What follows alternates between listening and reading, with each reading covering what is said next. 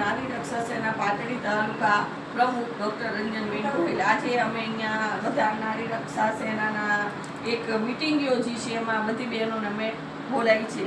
બધા બહેનોને મારા જય માતાજી. આજે આપણે બધા બહેનો એટલે ભેગા થયા છે કે આપણા ગામમાં કંઈ ગૃહ ઉદ્યોગ આવે એવું તમે ઈચ્છો છો ને? હા. તો તમે કેમ ગૃહ ઉદ્યોગ ઈચ્છો છો બેન?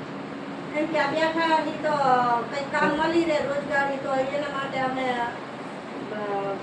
કોઈ સભ્યમાં જાય તો અમે કામ કરી હતું, ઘરે બેઠા રોજગારી મળી શકે છે. હા, એટલે અત્યારે જો આપણા નરેન્દ્રભાઈ મોદી સાહેબ પણ કહે છે કે તમે પોતે સ્વદેશી સ્વદેશી વસ્તુ અપનાવો, તો આપણે ને આપણે આપણું ઉત્પાદન કરીને આપણે ને આપણું વેચાણ કરીએ.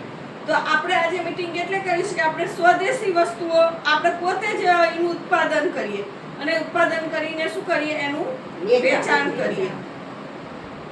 તો તમારે કેવું કઈ કઈ વસ્તુ લાવવાની ઈચ્છા છે ગામમાં? અમારે અગરબત્તી છે, કોઈ બોલપેનના બોક્સ ભરવાના આવે, કોઈ ઇન્ડિપેનના બોક્સ ભરવાના આવે, એવું કામ અમને મળી રહે, એવું કામ અમારે કરવું. આપણે રોજગાર મળી રોજગાર મળી રહે.